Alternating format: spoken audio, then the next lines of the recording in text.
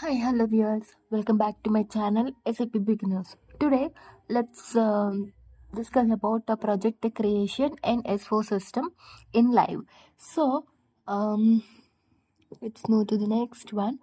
This is the agenda of today's video: project creation in S4 HANA system in live.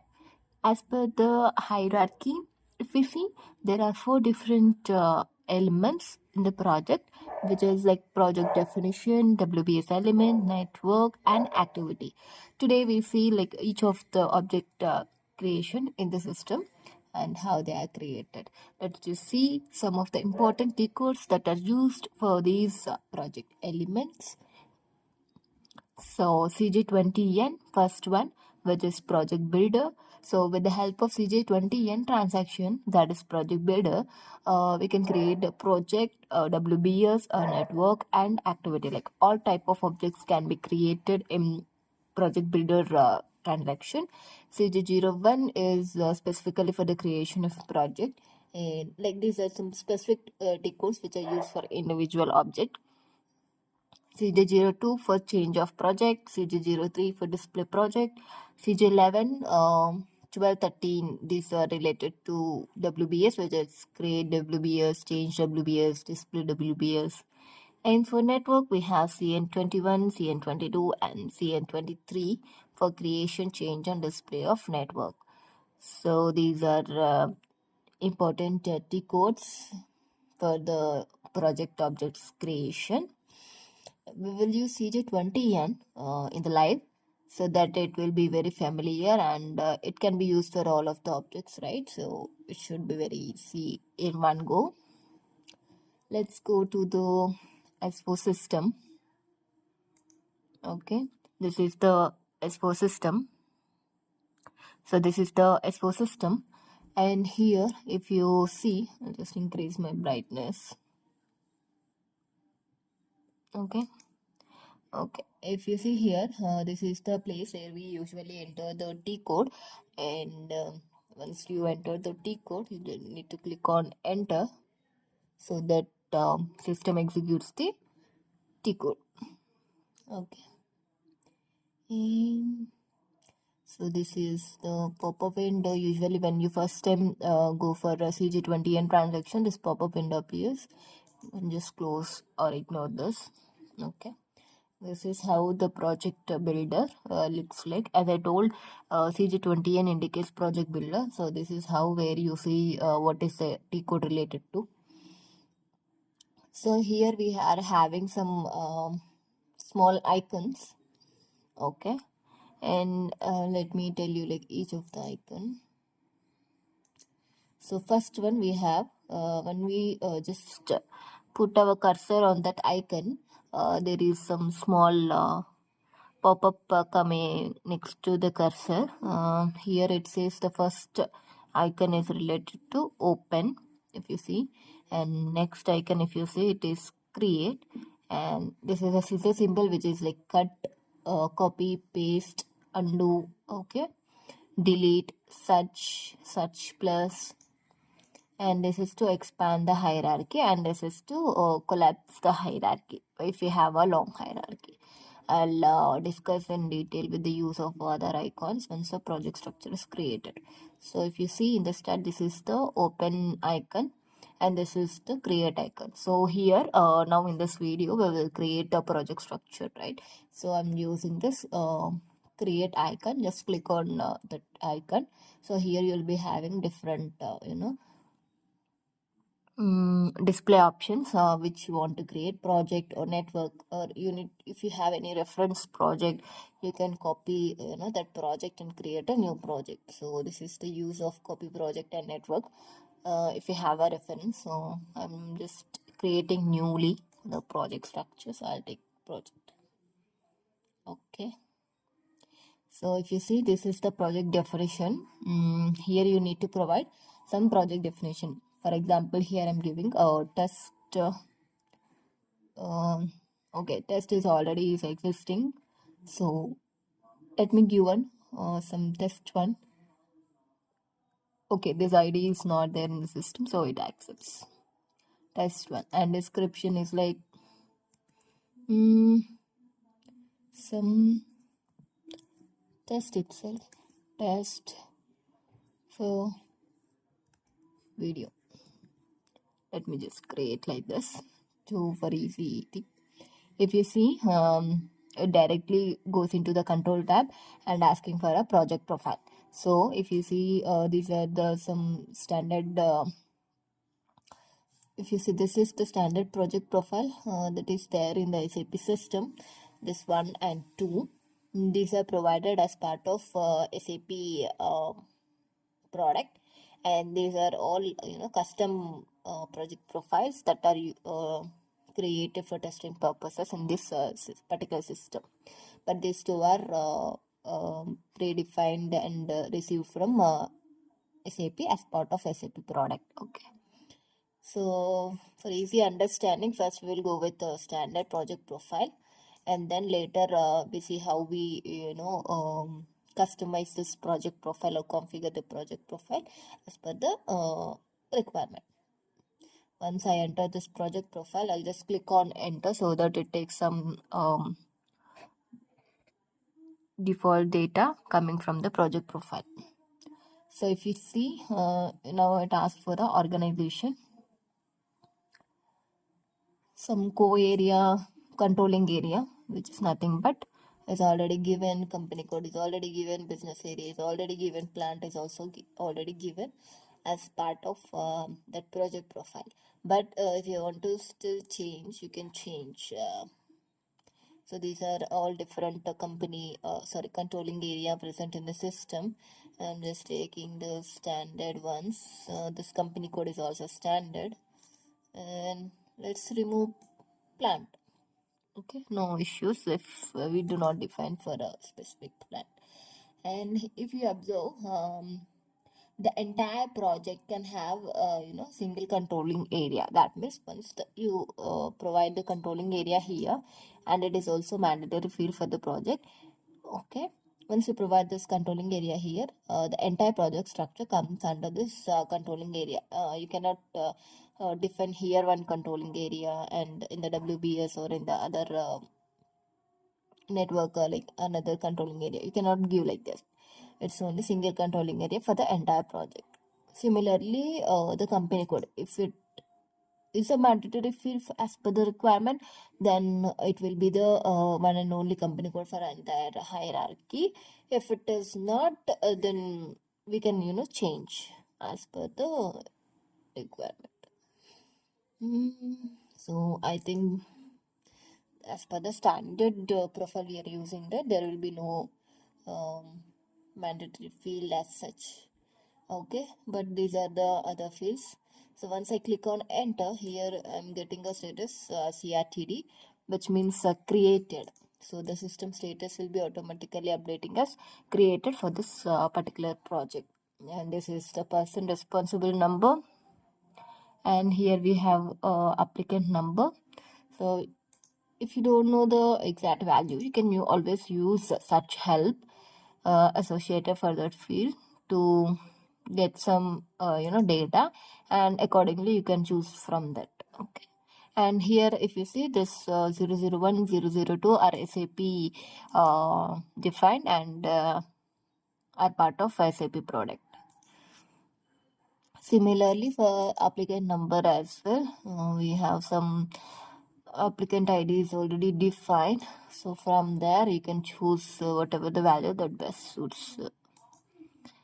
And here we have some start date and finish date for forecasting purposes, and time unit, factory calendar, project currency. This will be the current date of the system.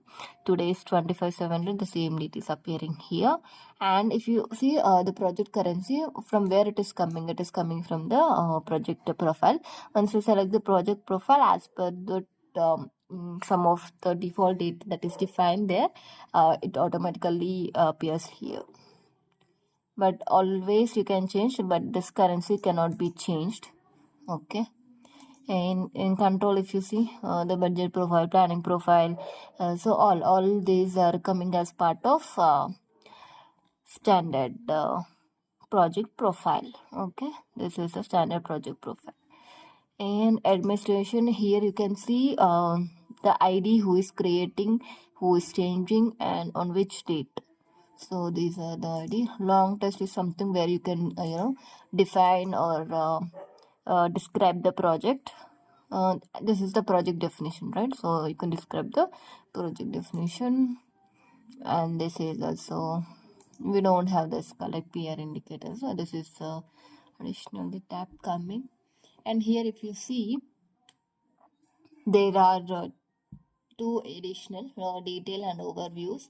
Detail is something like it goes for the long text, and in the overviews we can see the structure. Okay, this is the project definition, and under the project definition, if you want to create any WBS element, you can just directly enter here and those WBS elements will be created. So WBS element description, and here you have the other indicators, and as part of the other fields you can select once these are created. Okay, and this is the network thing. So here we can see what are all networks that are created under this project. So this is how these two symbols working for the overview section, and this is how our project definition. Okay, and once the project definition is created, you can click on save.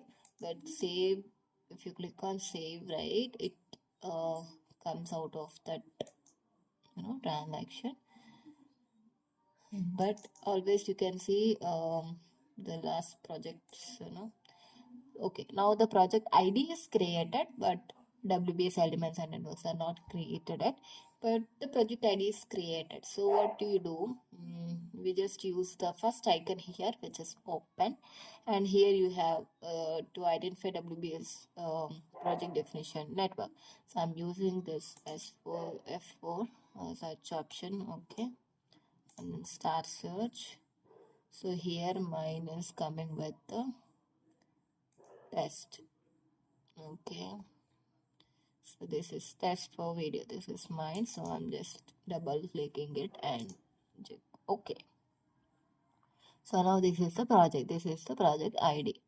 So what I'll do next, I'll create a level 1 WBS. Here if you see, after clicking create, I'm having new network, and here I'm having the WBS element. So I'll just create WBS. Okay, this is a project type, and this is also coming as part of project profile, selected one. Okay, and this is automatically it's picking with the extension number. So let it be, it's okay for me to be test 1 2. So I'm just clicking enter. So here that is created, and that description is automatically updated as WBS element test 1 2. We can always change. And the system status is created, and this all the same. Here we have a responsible cost center, requesting cost center, requesting company code. This is like panning element, account assignment element, billing element. Billing element checkbox is there. This can be checked if we have some revenues over this project. And account assignment section is checked when we have some transactions over to it. So until unless this box is checked, the system does not allow transactions such as POPR and whatever GR invoice and journals and FI documents, that will not be allowed to this specific WBS elements. So at the higher levels we don't enable it, only at the lower levels we will enable it. Until and unless it is very specifically required, then only we enable this account assignment element at higher level of WBS. So I'll create more 2 WBS elements in this video. So at the last one we can use this account assignment element. Okay, next we have dates. So different dates, these are not mandatory ones. So here if you see, so these are coming from the project. In the project area we defined it, the same are coming here. And then we can define object class, factory calendar, and then the control section we have overhead key, costing section, interest profile, investment profile, and all. And like these are all, it's okay. Like these are all some default fields. It's okay if you not go into this phase. The main part is basic data, assignments, and control. Okay. Now what I'll do, I'll not save because it's just exits the window. What I'll do, I'll use the intermediate save option in the top. If you see, I'm just highlighting that, moving my cursor on that icon and it is showing intermediate save. So I'm just clicking on that. So it saves, and it saves, the data is saved, but it does not come out of the project. Okay. And now I'm selecting this WBS element and trying to create one more WBS. Okay. It's okay for me to be test 1 2. Okay, I'm just clicking on enter.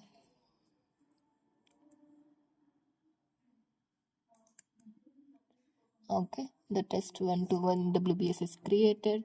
Here I'm having the account assignment element checkbox. That's fine. As I'm selecting this and clicking on create WBS, so the WBS is created under this WBS element. But if I select project and click on create new, it's created under the, see, if you easily identify, test 1 is my project, test 1 2 is my WBS, this is coming test 1 3 because it's coming under the project. And here when I select this WBS element and then click on create, it creates WBS element under this one. So whatever the node under which you want to create, that needs to be selected, and then you need to go for create option, then it gets created under the selected node. Okay, this is how test 1 3 and test 1 2 1. I'm okay to have test 1 to 1 as the account assignment element. Test 1 2 we can just ignore, or it's okay to be having for now. Okay, this is how we see WBS element. I'll just save for the meantime. And then now you see in the overview section here I can see the WBS structure. So level 1 test 1 to level 1 test 1 3, and under 1 2 we are having level 2 WBS, which is test 1 to 1. Okay, so this is how, and here it indicating the account assignment also. If you see, for 1 2 I'm not having that, and for the other it's having, and the system status are created for now. So now, okay, till now here we see projects and WBS elements. Okay, and what are the important fields I just showed you. There is no project coding marks, so here it's allowing, it's a free text, so we can define a project ID as we wish. But if there is a project coding mask configured, then project ID should be defined in a way that coincides with the mask ID, otherwise system will not allow you to save. So that's how the project structure. Just clicking on save. Okay, combination company code query. Okay, it's not allowing the blank one. Maybe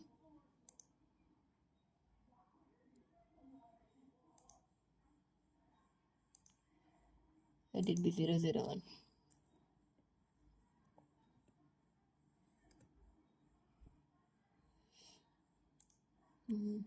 Okay, I'm saving this now. Clicking on save icon. Okay, this is saved. Let's see how it can be visible in other T codes, as I told. So we use CJ03 for but when you enter the T code here, as you're already executing this ongoing transaction, this will not accept, so you need to provide some /n CJ03. This is for display project. So here this is the project definition, test 1. I'm clicking on, if I select overview, I'll just get this overview. Okay, here we have like other segments. If you want header, so if you see this is the hierarchy graph and this is the project definition. So if you click on that, you can see the header details, like in detail one. Okay,